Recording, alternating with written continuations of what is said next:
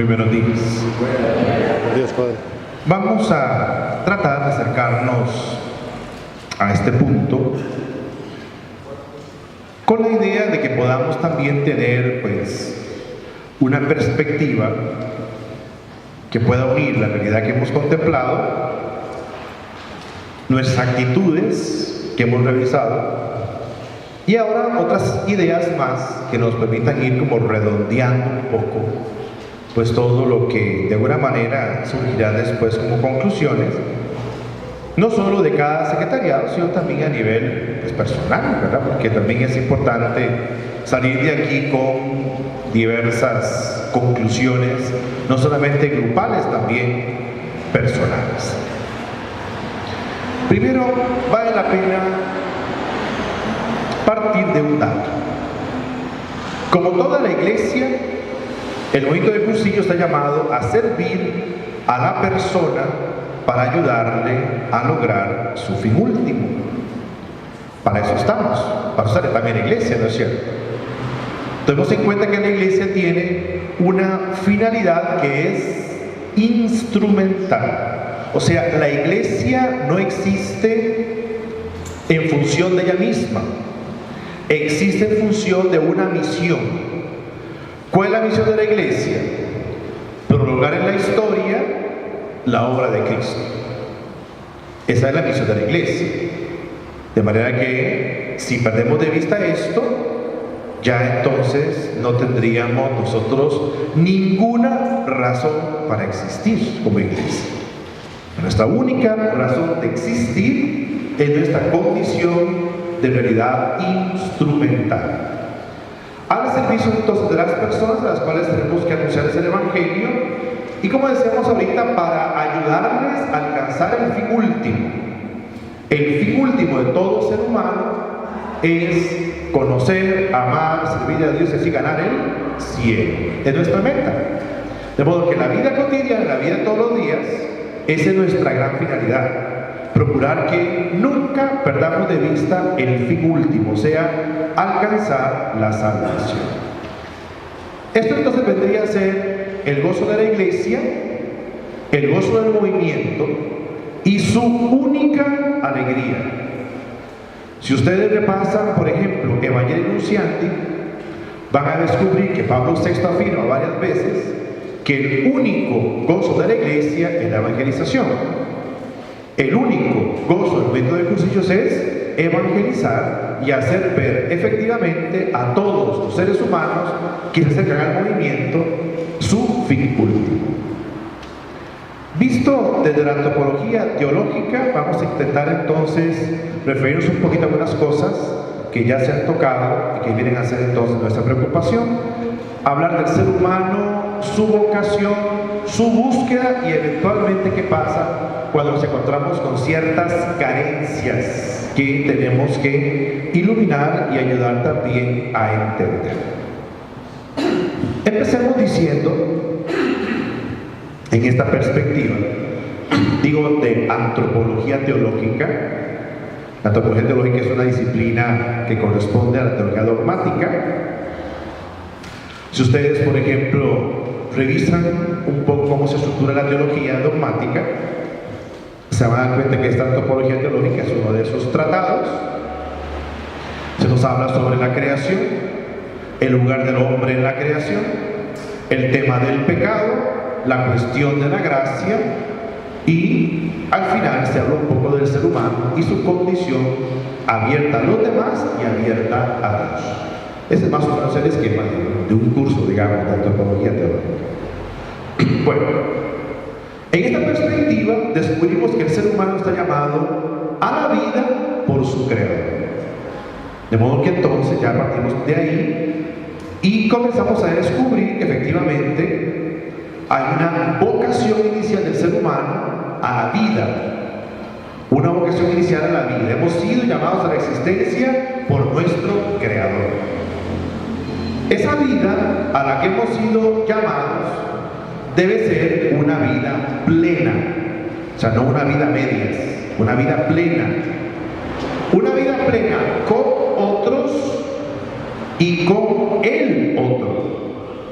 Hay un librito de antropología teológica muy famoso, que yo creo que está hasta en línea, que es de Mauricio Flick y de Zenón Alsegui. Es un librito clásico de antropología teológica. Allí Flick y Alsegui dicen que el ser humano ha sido creado capaz del diálogo. Capaz del diálogo. Es el único ser creado capaz del diálogo. No existe ningún otro ser creado que sea capaz de dialogar. O sea, ustedes ven un perrito muy buena gente, lo ven mover la colita y todo, pero no está hablando con ustedes. A veces, por ejemplo, me encuentro yo fotografías muy simpáticas en Facebook, por ejemplo, de un gatito que parece sonreír, pero ese gato no está sonriendo. Con ese gato yo no puedo hablar. Con ese gato jamás me va a asustar nunca, ni con una lora. De modo que entonces no encontramos ningún sujeto de diálogo en la creación que no sea el ser humano. Entonces, solamente el ser humano tiene esa condición de capacidad de dialogar. Y dialoga con el tú y el tú con mayúscula. De modo que su capacidad de dialogante está en las doble direcciones. Hacia ese tú con minúscula y hacia el tú con mayúscula. Entonces, llamados a una vida plena con otros y de cara al otro con mayúscula. De manera que entonces así hemos sido creados. A una vida plena con otros y de cara al otro. Bien. Esta apertura a las relaciones y a la empatía es clave en el ser humano. Y también de cara a nuestra madurez. O sea, nuestra madurez personal depende mucho de esa capacidad que tengamos de diálogo con los demás y también con Dios. Es fundamental entonces para nuestra madurez. Incluso se llega a decir que cuando una persona se pierde en el amor propio, entonces pierde en cuanto ser humano. O sea, si el egoísmo lo capta y se aísla, pierde. Mientras tanto, la apertura a los demás y a Dios lo enriquece, lo hace más pleno. Hay una corriente de pensamiento filosófico muy importante que deberíamos conocer, que se llama personalismo, de Emmanuel Mounier y Martin Buber.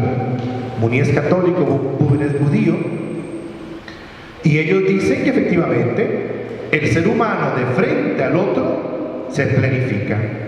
De modo que yo soy más persona, yo maduro más, soy más feliz en el momento en que me encuentro con el otro.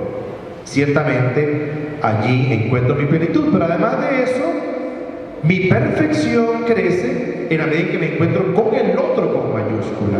Cosa muy diferente, por ejemplo, a lo que decían filósofos tan pesimistas, como por ejemplo Sartre, que llegaba a decir que el otro es mi infierno. Entonces, ciertamente, pues, las cosas son diferentes y estamos hablando de posiciones que nos dicen que encontrarme con los demás y con Dios es fundamental. Ahora bien, ¿en qué se sustentan mis relaciones con los demás? ¿En qué se sustentan mis relaciones con los demás y con Dios? Respuesta inmediata, obvia, en el amor, ¿no es cierto?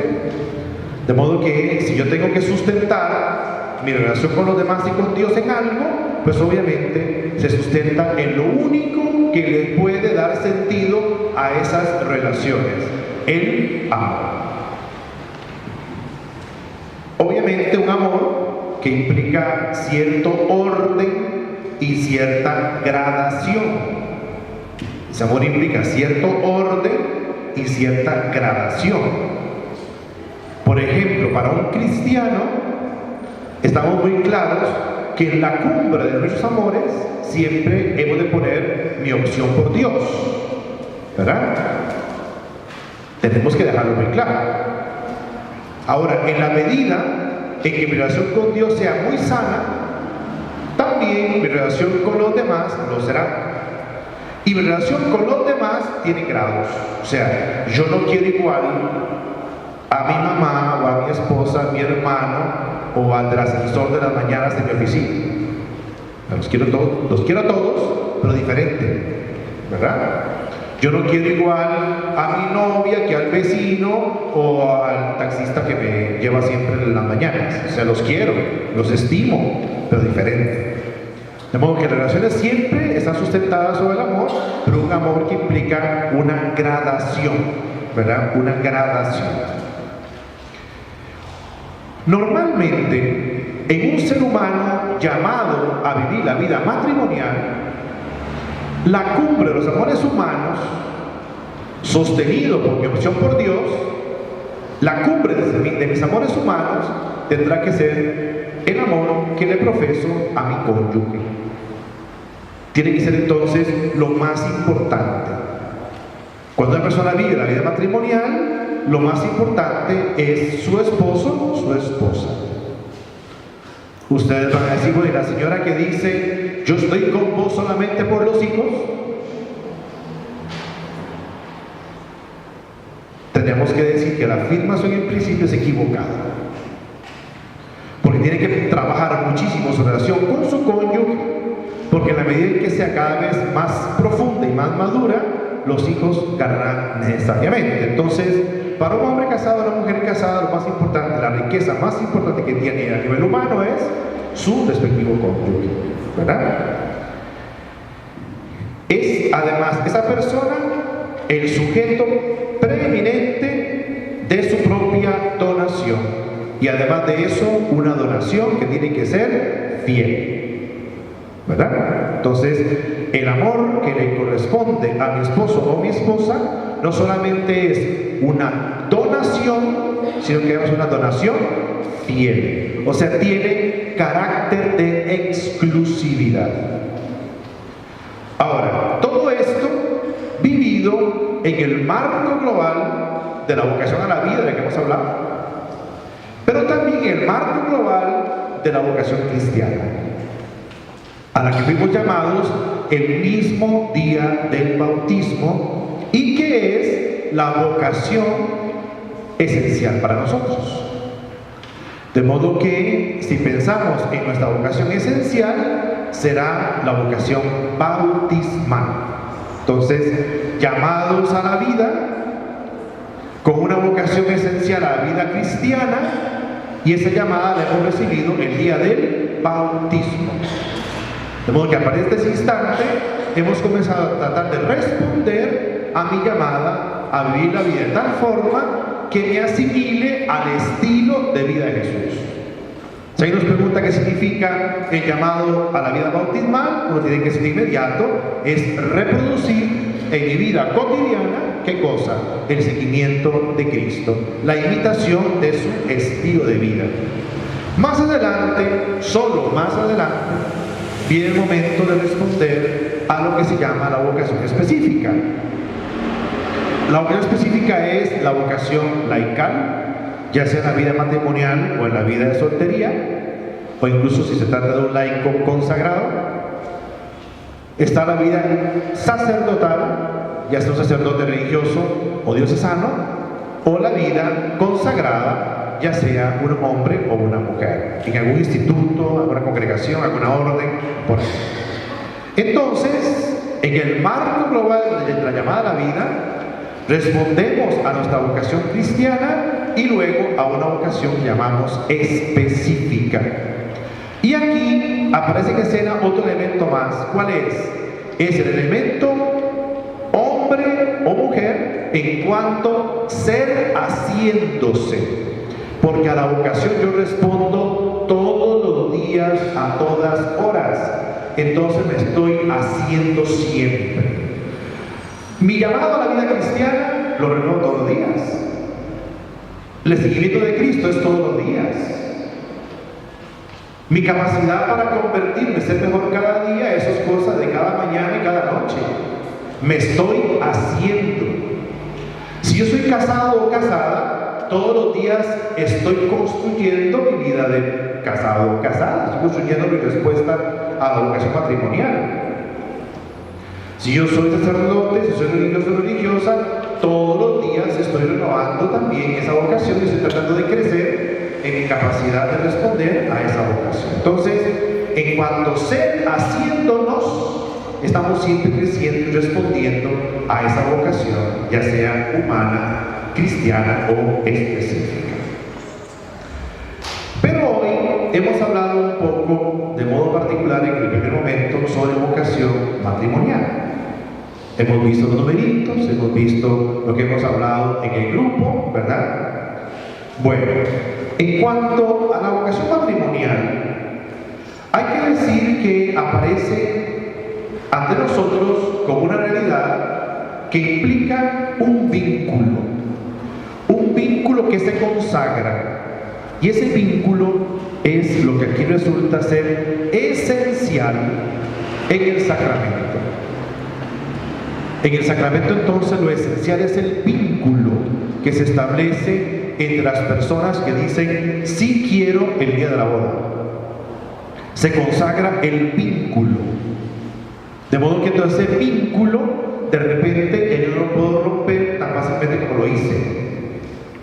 Entonces ese vínculo está ahí, y como les dije, lo esencial de la realidad sacramental. Una realidad sacramental que es signo. Todos sabemos que los sacramentos son realidades sensibles que realizan lo que significan. En el caso del matrimonio, el signo sacramental, los esposos. En el caso del matrimonio, además, un camino de santidad, porque la vocación matrimonial también es una vocación a la santidad. De hecho, es una manera específica de responder a la vocación cristiana. Y el concilio llama a la vocación cristiana como llamada universal a la santidad. Por tanto, si yo como casado o casada estoy respondiendo a mi vocación cristiana en el matrimonio es un llamado a la santidad, es un camino de respuesta a la vocación cristiana. Y además tiene una dimensión comunitaria muy importante, donde se nota efectivamente ese ser en relación que es el humano. Ya dijimos algo de eso antes, ¿no? Somos ser en relación, y además en este caso una relación que es estable. Es una relación estable. Finalmente es muy importante tomar en cuenta que esta relación estable, este camino de santidad, ese ser signo, se asume libremente. Es un dato muy importante porque ya ustedes saben que si por A o por B, en una situación X se comprobara que hubo presión a la hora de realizarse un matrimonio, de inmediato descubrimos que el matrimonio es nulo, porque carece justamente de ese ingrediente que es la libertad.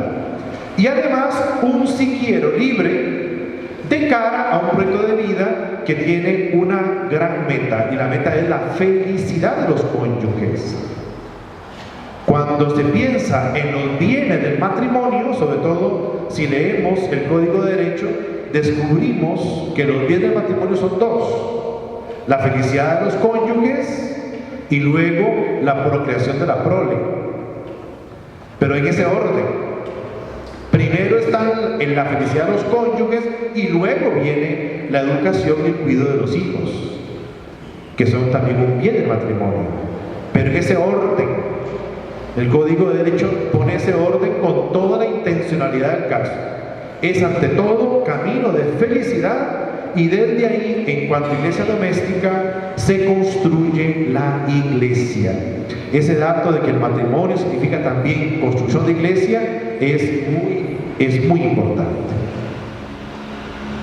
Ahora bien, sin embargo, y aquí es donde ya comienza un poco a aparecer en el horizonte las nubes negras, sin embargo, hay que decir que puede ocurrir que la situación conyugal se vuelva, como dice un teólogo moralista que de apellido Wittgenstein, este moralista alemán, como es evidente. Wittgenstein dice que de vez en cuando la situación conyugal se vuelve, dice él, usando una expresión muy elegante, demasiado pesada. Así dice este teólogo, demasiado pesada. Y llega a afirmar que la separación sería un mal preferible a vivir, y también otra expresión que él usa, una unión equivocada. Eso también puede ocurrir. Ahora, hablando de las separaciones y de los fracasos matrimoniales, el derecho romano decía que es perfectamente posible que en algún momento se pierda algo, que los abogados y los expertos en derecho canónico, en derecho romano dicen, se puede perder la afección, se dice en latín, la afección. Esto en términos de derecho romano, ¿verdad? Entonces, que se puede llegar a perder la afección. En el Nuevo Testamento nos vamos a encontrar con dos excepciones a la indisolubilidad o indivisibilidad del matrimonio. Hay que partir del punto de que el Señor, cuando habla sobre el matrimonio, insiste: lo que Dios ha unido, que no lo separen. Punto. Hasta ahí llegamos, y ese sería entonces el criterio del cual partimos. Sin embargo, ocurre que en el Evangelio de San Mateo, en el capítulo 5, y en 1 Corintios encontramos dos excepciones. Esas excepciones tienen que ver con proteger la fe de uno de los dos. Se considera que proteger la fe de uno de los dos puede justificar que se produzca la separación de los cónyuges, y además de eso que desaparezca el vínculo, ¿verdad? Ahora, resulta que esas excepciones planteadas ahí en el Evangelio de San Mateo, el mismo Señor habla del tema. En el Evangelio, en 1 Corintios, es Pablo quien habla de la cuestión, diciendo que aquello tiene una finalidad. Y Pablo dice que la finalidad es porque todos queremos vivir en paz. Eso dice San Pablo, ¿no? Porque todos queremos vivir en paz. Estas excepciones que tenemos aquí, que tenemos aquí, fueron leídas de modo diverso por los santos padres y también por algunos concilios. Cuando yo digo santo padre, recordemos, estoy hablando de los papas. Un santo padre de la iglesia es un escritor eclesiástico que escribe entre el siglo II y el siglo VII, obviamente después de Cristo, ¿verdad? Entonces, los santos padres, estos escritores eclesiásticos del siglo II al siglo VII, leen esta excepción de modo diverso. Para algunos padres se debe aplicar. Otros hacen una reflexión tan complicada que al final no sabemos si están de acuerdo o no, pero hacen su referencia a estos textos. Lo mismo pasa con dos concilios: el concilio de Florencia y el concilio de Trento, donde por lo menos se deja abierto el portillo que en algún momento puedan aplicarse estas excepciones de las que hemos hablado. Hoy día, bueno, si yo digo santos padres, estamos hablando del siglo II al siglo VII. El concilio de Florencia, el concilio de Trento, estamos hablando del siglo XIV y siglo XVI. Si nos damos un salto y llegamos a hoy, nos podemos preguntar qué es lo que los canonistas y los teólogos actuales nos dicen acerca de estos puntos, sobre todo de estas excepciones. Tanto teólogos como canonistas hacen una lectura pastoral de las excepciones, y además se fijan en otra cosa. El Señor, no solo a Pedro, sino a los demás apóstoles, les advirtió que tenían una responsabilidad muy grande, que Jesús resume muy muy digamos, figurativamente, lo resume en aquello de atar y desatar. De modo que muchos canonistas y muchos teólogos insisten que si hacemos una lectura pastoral de las excepciones, tenemos también que reconocer la amplitud que tiene este poder de atar y desatar, tomar decisiones por parte del magisterio de la Iglesia. Ahora, recurrir a este poder de atar y desatar significa tomar decisiones, básicamente. O sea, si pueden, decidan. Si pueden, tomen medidas. Si pueden, hagan lo que tienen que hacer. En el fondo es lo que teólogos y moralistas y canonistas están insistiendo una y otra vez. ¿Cuál sería el objetivo? ¿Qué se buscaría? Lo que se buscaría es fundamentalmente crecer en indulgencia de cara a los matrimonios fracasados. Crecer en indulgencia con respecto a los matrimonios fracasados. Y ustedes van a decir, bueno, ¿y qué? ¿Eso qué es? Podríamos perfectamente englobar esto que acabamos de decir en esto que decía recientemente el Papa, son vías creativas para poder solucionar problemas reales. Recientemente el Papa se ha reunido con sus sacerdotes de Roma y les decía que teníamos que tomar decisiones creativas y vías creativas de cara a qué? De cara a solucionar los problemas tan graves que tienen que ver con los matrimonios que han fracasado. Ahora, obviamente esas vías creativas implican también aplicar correctamente un principio que se llama epikeia. La epikeia significa que de frente a una norma yo la aplico, pero la aplico con el criterio de ni muy ni tan. O sea, ni la hago extremadamente dura, ni tampoco aflojo tanto que de repente le pase por encima la misma norma. Entonces se trata de llevar a la realidad las normas y tratar de aplicarlas aflojando un poquito, ¿verdad? O sea, que no sea muy rigurosa, pero tampoco aflojando tantísimo que a fin de cuentas ya no exigimos nada, ¿verdad? Entonces, ¿cómo logramos ese punto medio? Es así entonces muy clave mostrar el rostro humano de Cristo y hacerlo sin dar preeminencia a lo que sea puramente canónico. No digo dejarlo de lado, lo que digo es aplicar la epikeia que hemos hablado ahorita, ¿verdad?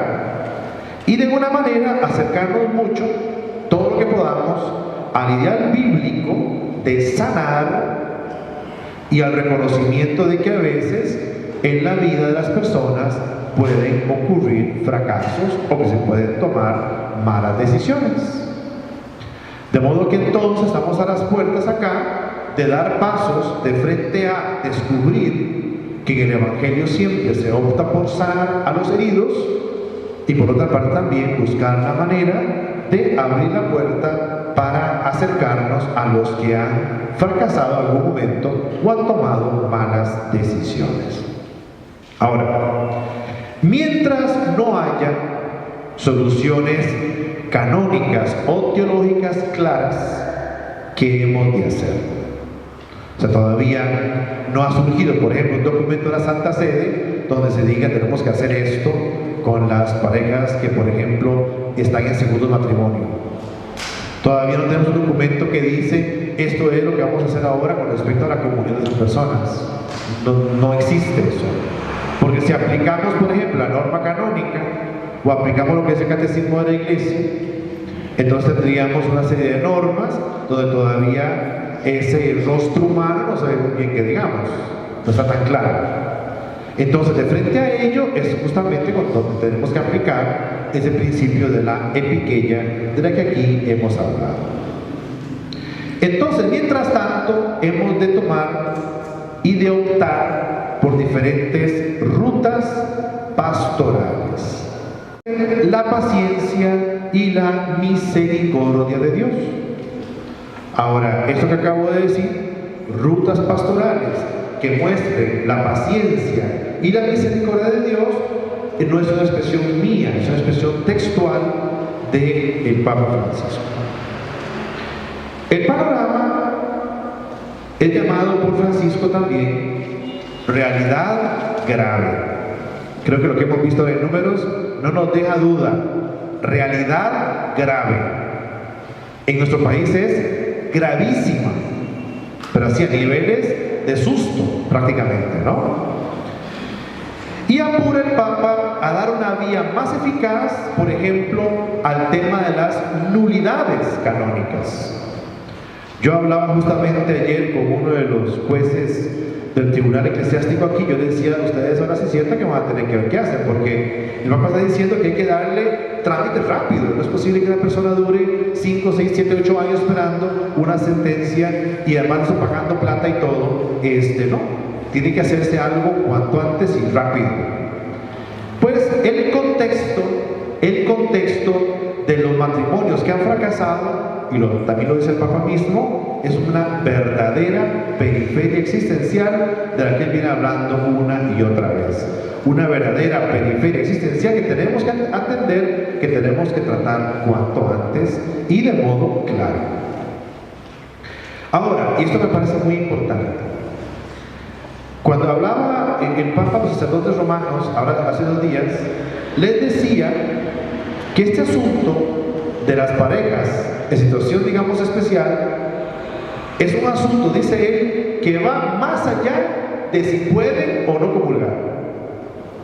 Es un asunto que va más allá de si pueden o no comulgar.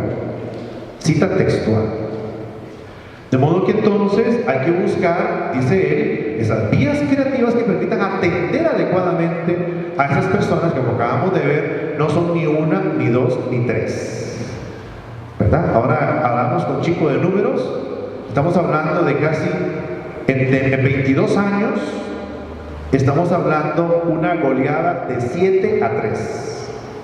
De modo que entonces la situación es realmente dramática en cuanto a matrimonios civiles, y el montón de divorcios es espectacular. Hay entonces que decir algo más.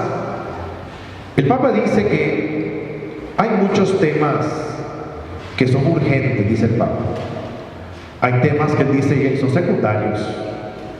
Otra vez dice el Papa, hay temas en los que no tenemos que insistir tantísimo.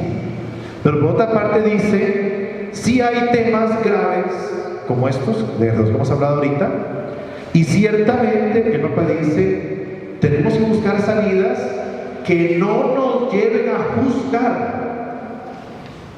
Salidas que no nos lleven a hacer nosotros lo que juzgamos, si alguien se va de cabeza al infierno o no. Eso toca cada quien decidirlo ante Dios. Cuando en el Evangelio de San Juan, cuando en San Juan nosotros leemos la noción de juicio, ¿qué es el juicio para San Juan? ¿Quién es el que de alguna manera se aparta del camino y cae en el infierno? ¿Quién? Dios condena, el Señor condena, el Señor no juzga, ¿no? En San Juan dice claramente que cada quien solito, la agarra del pelo y se tira al infierno, se va para el cielo. Cada quien hace su opción. Dios no condena. Cada quien se condena solito o cada quien se esfuerza por llegar al cielo. Obviamente con la ayuda de la gracia, pero el que decide soy yo. De modo que entonces mi opción es mía. Y hemos oído varias veces decir al Papa, yo no sé quién para juzgar. De modo que entonces en esto es fundamental tener presente que efectivamente no estamos en plan de juzgar.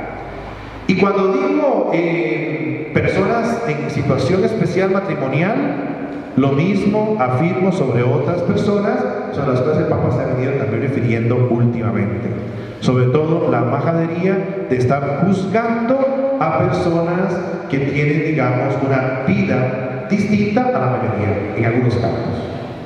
El Papa ha dicho, tampoco se trata de juzgar, porque son heridos sociales de este mundo. Son personas cansadas de que la Iglesia los condene. Son personas cansadas de que siempre lo estén persiguiendo, personas cansadas de que siempre lo estén señalando y que siempre dicen que son los chicos más de la película.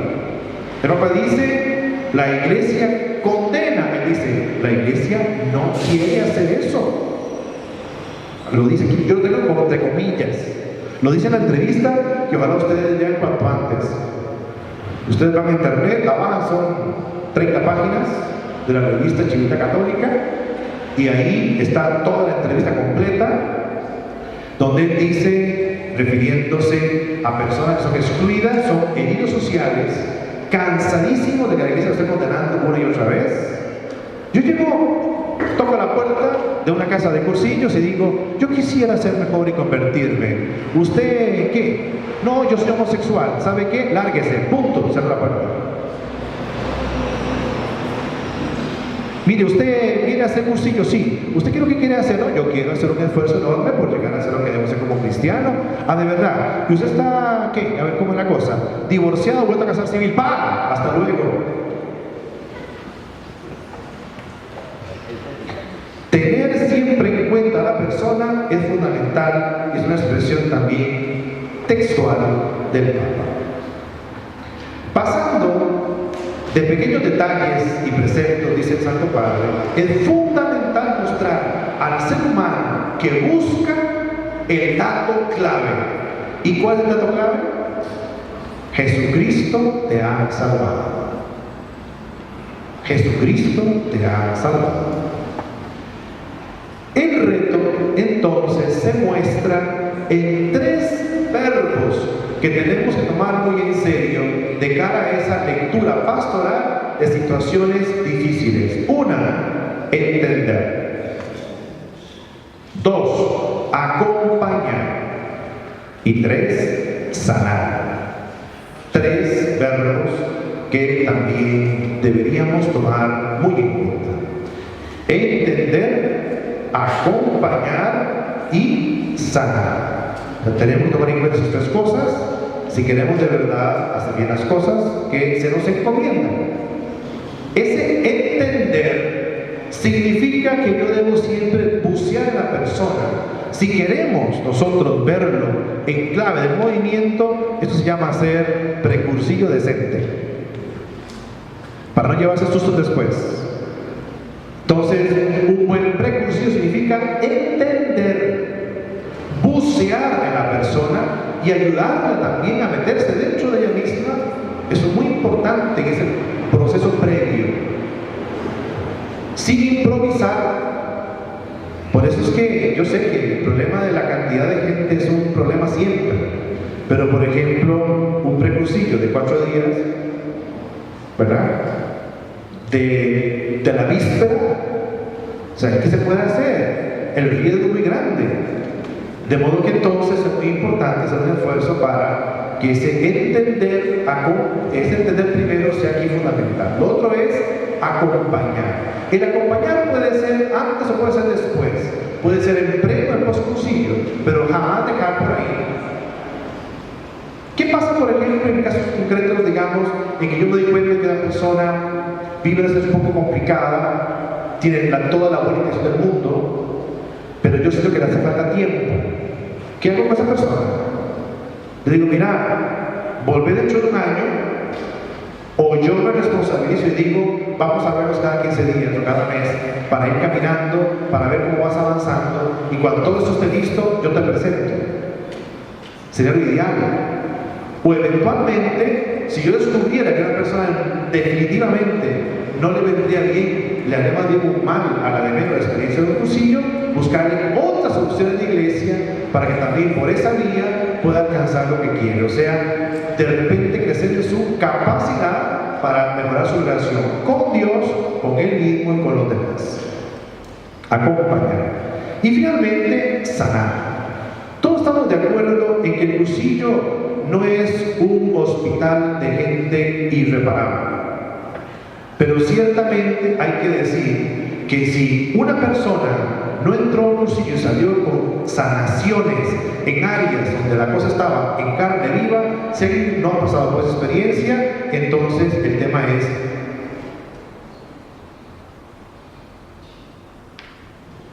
El tema es aquí.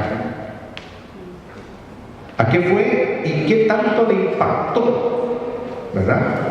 De modo que entonces todo el mundo sale del bolsillo, pues que con muchas heridas sanadas, con muchas veces de vida olvidadas, con mucha decisión de dejar su vida atrás. De modo que entonces ese tiempo para mí ciertamente sirvió para que yo sanara cosas, y puedo decir después que efectivamente muestro las heridas, pero son ahora cicatrices de guerra. Y lo que importa es efectivamente salir adelante. Finalmente, quisiera leerles una cita de esa entrevista que les comento, que le hace el padre Spadaro. El padre Spadaro es el director de esa revista que se llama Chivita Católica. Spadaro es un hombre muy interesante, él es el profesor de medios de comunicación y esas cosas en la Universidad Gregoriana. Yo lo conocí hace un tiempo. Resulta ser que cuando participamos en el encuentro de blogueros católicos en Roma, él tenía un blog muy interesante que se llama Ciberteología. En esa época nada más era un padrecito jesuita que dirigía un instituto y tenía este blog. Si yo ya sabía que es tan famoso, hasta me le pego todo el día, pero es de hacer que por allá anduvo, en un momento lo saludé, nada más. Pero bueno, ahora es muy célebre, primero porque tiene esa revista que es famosísima en Roma y en toda la iglesia, una revista que tiene años de años. Y a él le tocó hacer la entrevista con el Papa. La entrevista duró unas 6 horas más o menos. Fue un diálogo en 3 momentos diferentes. Y como le dije, la carta en la entrevista es muy larga. Y hay una expresión del Papa en esta entrevista que dice así: esta iglesia en la que debemos sentir. Ustedes saben que cuando un católico revisa su vida como católico, lo que se le pregunta es si es capaz de sentir con la iglesia. La gente dice, sí, lo siento con la iglesia, yo quiero lo que la iglesia quiere, yo amo lo que la iglesia ama. Entonces dice, esta iglesia en la que debemos sentir es la casa de todos, no una capillita en la que cabe solo un grupito de personas selectas,